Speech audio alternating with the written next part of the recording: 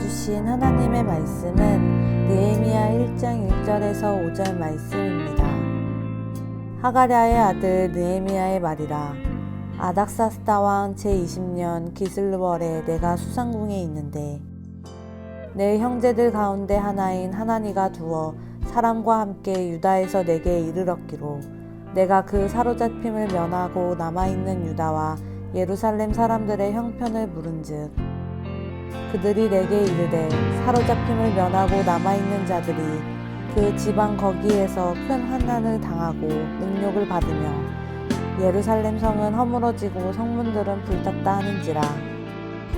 내가 이 말을 듣고 앉아서 울고 수일 동안 슬퍼하며 하늘의 하나님 앞에 금식하며 기도하여 이르되 하나님의 하나님 여호와 크고 두려우신 하나님이여 주를 사랑하고 주의 계명을 지키는 자에게 언약을 지키시며 긍휼을 베푸시는 주여 간구하나이다. 오늘 이 말씀에 많은 은혜 받으시기 바랍니다.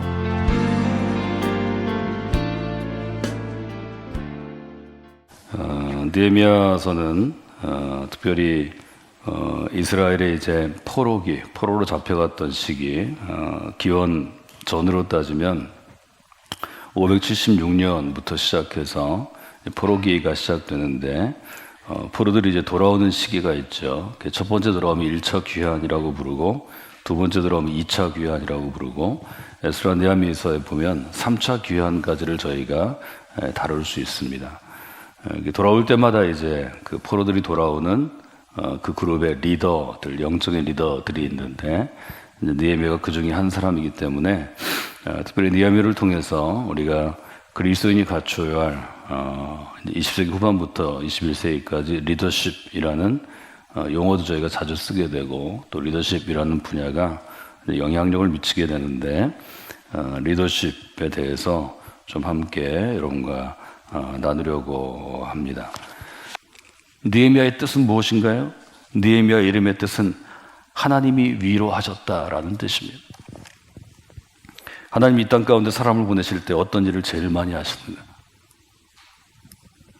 마땅히 무엇을 감당해야 될 이스라엘의 왕이, 대제사장이, 혹은 그 율법을 지키려고 노력하는 특정한 이스라엘의 힘을 가진 리더들이 자기 역할을 못하니까 하나님 위로자를 먼저 보내십니다.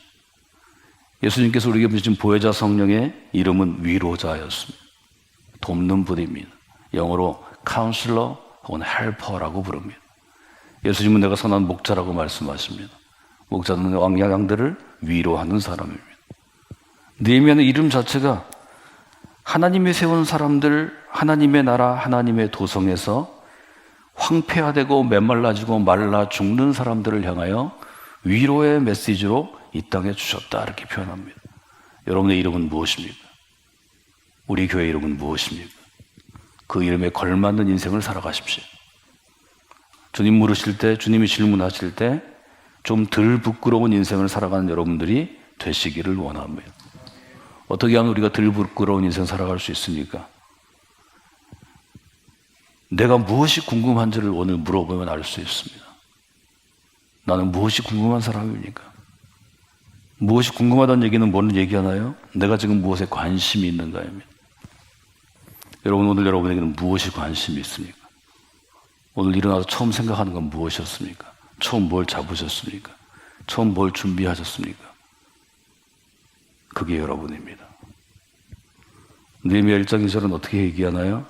내 형제들 가운데 하나인 하나니가 두어 사람과 함께 유다에서 내게 이르렀기로 내가 그 사로잡힘을 면하고 남아있는 유다와 예루살렘 사람들의 형편을 물은즉. 느헤미야는 지금 왕궁 가운데 있고 왕의 신뢰받는 신하가 되었지만 관심은 어디에 있나요? 하나님의 도시에 있었습니다.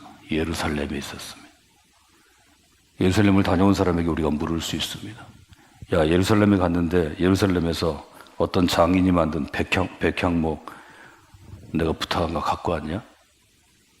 너 예루살렘에 갔다 왔는데 나한테 줄 거 없냐? 뭐 대부분 이렇게 물을 수 있죠. 느헤미야의 관심은 뭐가 있습니까? 느헤미야가 묻습니다. 예루살렘은 어떠합니까? 예루살렘에 있는 내 사람들, 내 동족들은 어떻게 살고 있습니까? 예루살렘의 성벽은 옛날의 영화를 자랑하고 있습니까? 성문은 어떠합니까?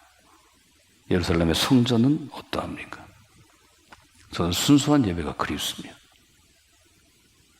사람들에게 보여주기 위한 영상을 찍어서 방송에 내야 되고 보여주기 위한 쇼가 아니라 하나님만을 갈구하는 예배가 우리 가운데 있기를 저는 원합니다. 저는 교사들이 특별히 더 헌신하고 바쁜 분들인데 새벽에 자기만 아이들 이름을 놓고 주일 예배를 위해 그들의 인생을 위해 기도하는 시간이 되기를 원합니다.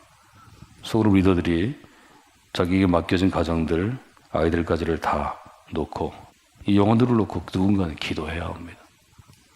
제가 여러분들에게 늘 강조하는 것은 해야 할 일을 하는 그리스도인이 되는 것입니다. 여러분들이 맡겨주신 짐을 감당할 만한 영적인 에너지와 능력을 가진 사람들이 되셔야 합니다. 하나님 주신 정신을 잘 지키는 게 신앙입니다. 하나님 주신 영혼을 지키는 게 신앙입니다. 여러분들이 그런 분들이 되시기를 원합니다. 느헤미야서는 우리에게 도전하는 거죠. 하나님 보시기에 하나님의 사람으로 살려고 노력하는 사람이 지금 느헤미야였다는 거죠. 제정신을 가진 느헤미야는 어떻게 살아갑니까? 3절 한번 읽어볼까요? 그들이 내게 이르되 사로잡힘을 면하고 남아있는 자들이 그 지방 거기에서 큰 환난을 당하고 능욕을 받으며 예루살렘 성은 허물어지고 성문은 불탔다 하는지라. 예루살렘의 모습에 대해서 예루살렘에 다녀온 느헤미야의 일종의 지인들, 친척들이 얘기합니다.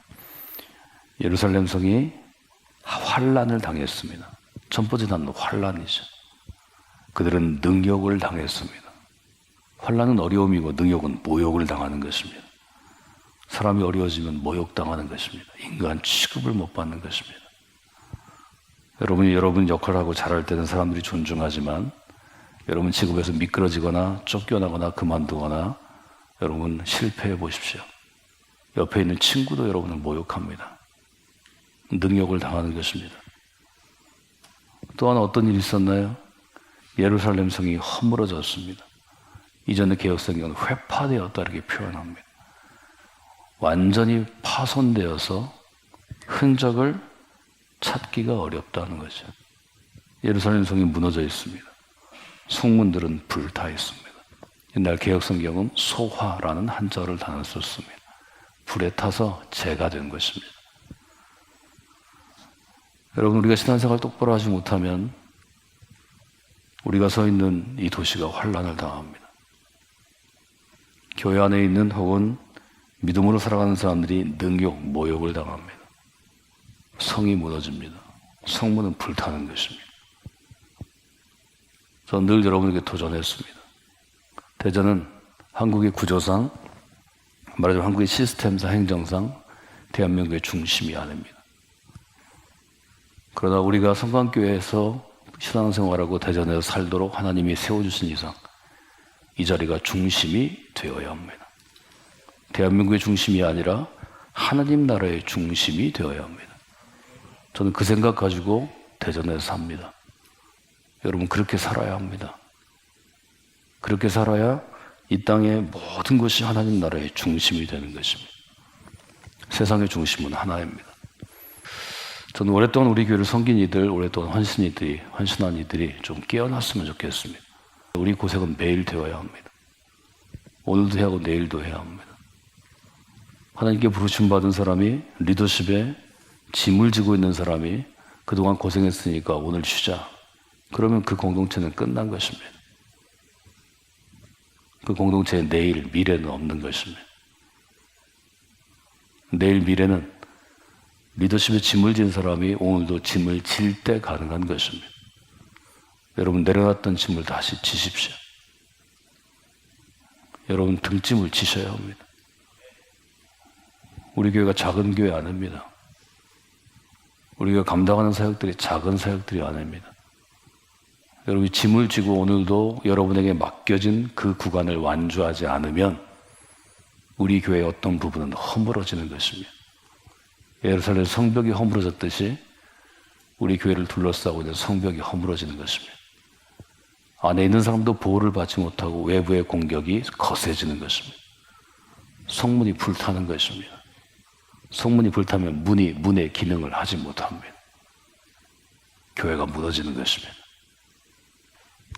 성벽을 여러분이 맡은 부분을 맡으셔야 합니다. 무너진 부분은 담을 다시 쌓고 경계를 게을리하지 말아야 합니다. 호시탐탐한 교회 공동체를 무너뜨리려는 영적인 적들이 있습니다. 외부의 공격이 있습니다. 여러분, 교회는 내부의 공격도 있습니다. 불만과 불평과 어려움을 흐트리고 내부에서 리더를 공격하고 교회를 무너뜨리는 세력들이 언제나 있는 것입니다.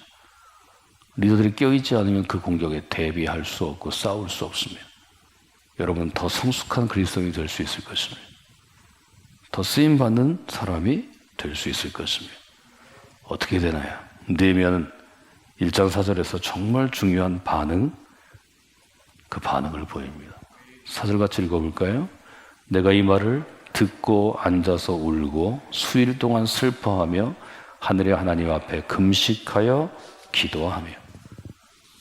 느헤미야가 했던 일이 아주 너무 분명하게 나오죠. 첫 번째, 그는 들었습니다.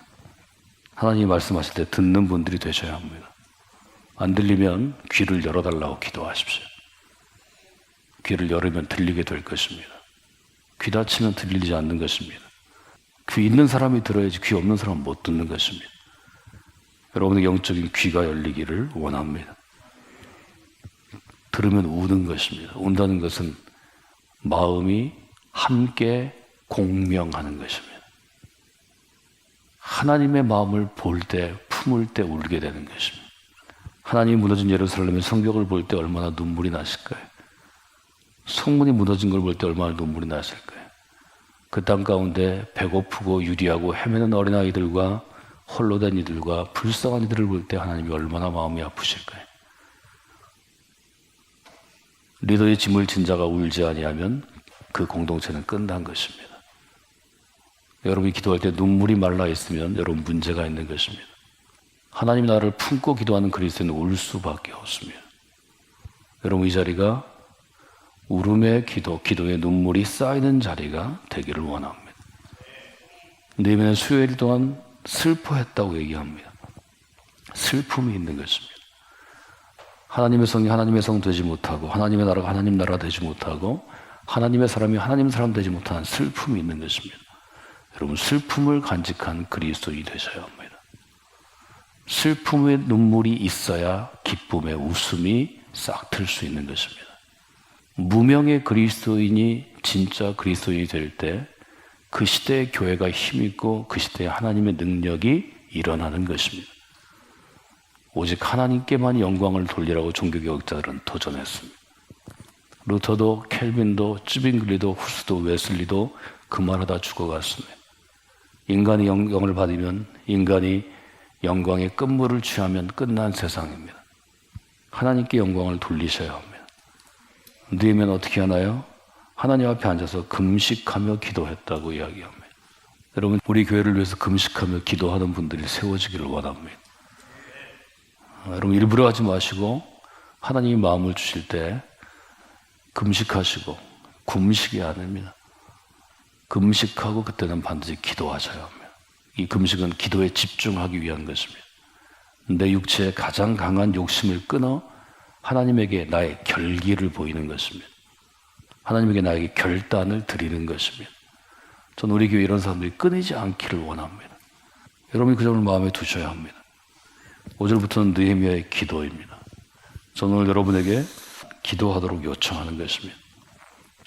저희가 계획하고 저희가 인간적으로 한 것보다 하나님의 인도하심을 구할 때 그때 하나님께서 우리 교회를 인도해 오신 것이 우리 교회 역사입니다. 오늘 여러분들이 그런 마음을 가지고 나오셨는데 그렇게 나아가는 분들이 되시면 좋겠습니다.